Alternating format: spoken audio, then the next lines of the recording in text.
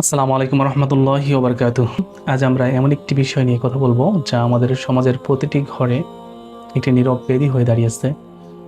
আমরা আধুনিক হতে চাই, কিন্তু আধুনিকতার নামে কি আমরা হায়া বা লজ্জাবোধ হারিয়ে ফেলছি? পর্দা মানে কি শুধু বাইরের মানুষের সামনে হিজাব পরা, নাকি ঘরের ভেতরেও আমাদের কিছু সীমারেখা আছে? চলুন আজ পর্দার প্রকৃত দর্শন এবং আমাদের কিছু মারাত্মক গাফলতি নিয়ে কথা বলি। ঘরের ভেতরের নগ্নতা ও উদাসীনতা।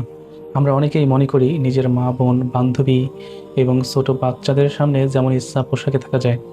এটা একটা ভয়াবহ ভুল ধারণা। মনে রাখবেন, ইসলামের বিধান অনুযায়ী একজন নারীর সামনে অন্য নারীর সতর্দিষ্ট সীমারেখা রয়েছে। অনেকেই ছোট বাচ্চাদের সামনে অতিরিক্ত খোলামেলা পোশাকে চলাফেরা করেন। এতে করে সেই বাচ্চার অবচেতন মনে লজ্জাবোধ তৈরি হয় না। তারা ছোটবেলা থেকেই নগ্নতাকে স্বাভাবিক মনে করতে শিখে। আপনার ঘরই হলো আপনার সন্তানের প্রথম শিক্ষাস্থান। আপনি যদি ঘরে অশালীন থাকেন, তবে সেই ঘর থেকে বরকত চলে যায় এবং ভবিষ্যৎ প্রজন্মের চরিত্রে ধ্বংসের বীজ বপন হয়। স্বামী স্ত্রীর সম্পর্কে হায়া বা লজ্জা থাকা।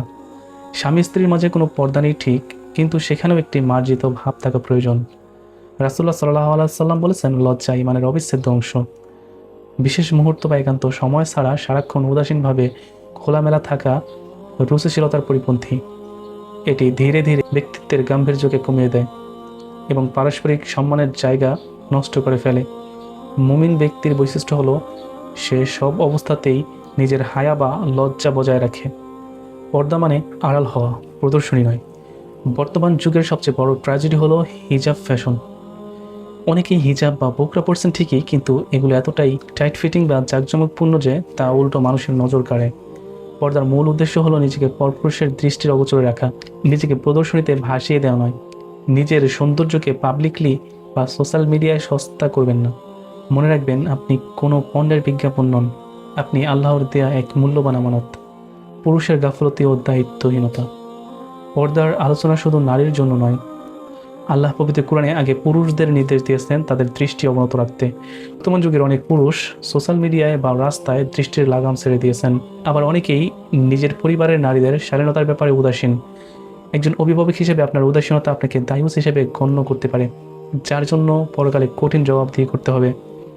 সবশেষে বলবো, পর্দা কোনো জেলখানা নয়, বরং এটি একটি মুক্তোর খোলসের মতো, যা তাকে খারাপ, ক্ষতি এবং নোংরামি থেকে বাঁচিয়ে রাখে।